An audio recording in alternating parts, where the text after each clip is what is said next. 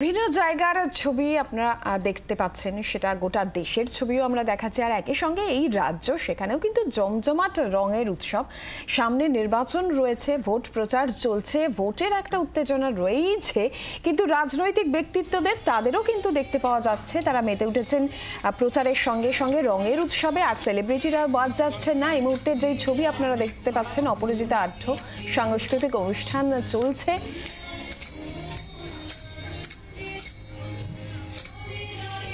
সাধারণ মানুষ, তারকারা সকলেই আজকের এই দিনে রঙের উৎসবে মেতে উঠেছেন। বিভিন্ন জায়গার ছবি আমরা আপনাদের দেখাচ্ছি। কলকাতা থেকে জেলা সাংস্কৃতিক অনুষ্ঠানের রাজনৈতিক ব্যক্তিত্বরা, তারকারা।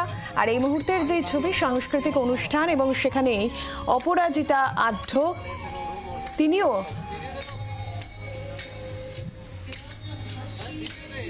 সাংস্কৃতিক অনুষ্ঠানে অংশগ্রহণ করেছেন এবং রঙে রঙে মেতে উঠেছে ৮ থেকে ৮০ সকলেই।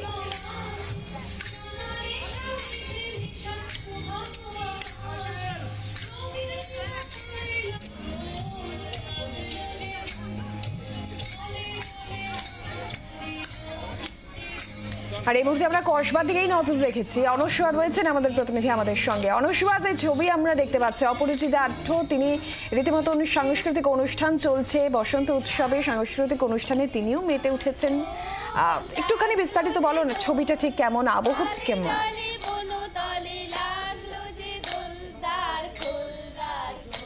একদমই কসবা সমন্বয় ক্লাবে অপরাজিতা আঢ্য সকাল থেকেই হোলিতে মেতেছেন এবং গান বাজনা চলছে। আমার আবহ শুনেই বুঝতে পারছো।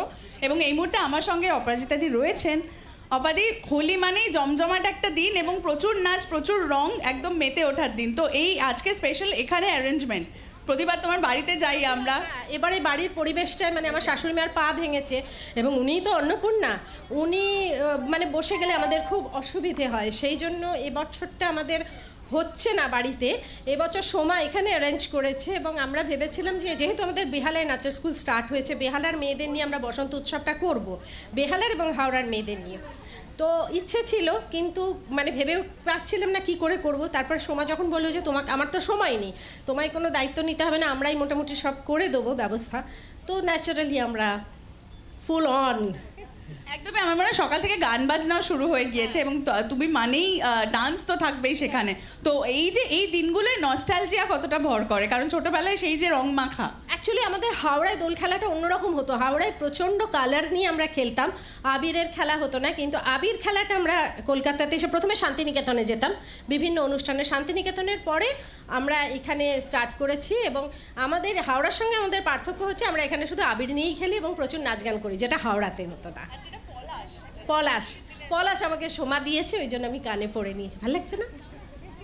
গলায়ও পড়েছি, এই দেখ গলায় পরিয়ে দিয়েছে, পাঁচুদা আমাকে পরিয়ে দিয়েছে।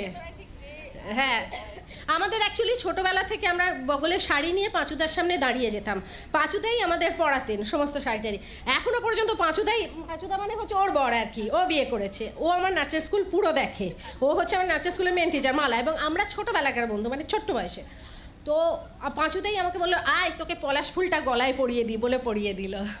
আমার মনে হয় আজকে তো রং লাগাবার দিন, একটু তো তোমাকে আবির দিতেই হচ্ছে। আর আজকের দিনে প্রথম হয় না, একটা সময় থাকে যখন প্রথম কাকে রং লাগাবো সেটার একটা ব্যাপার থাকে। তোমার জীবনে সেটা এসছে?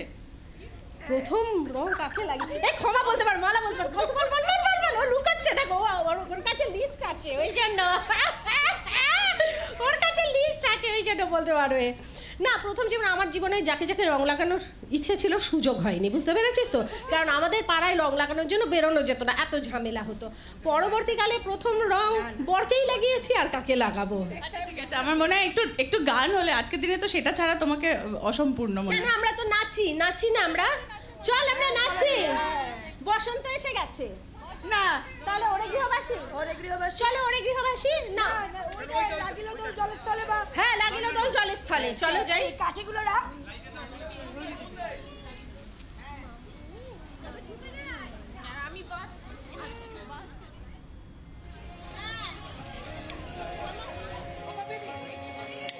একটা গ্রুপ ফটো নিলে না বলে বাংলার আওয়াজ, বাঙালির আবেগ, জি 24 ঘন্টা।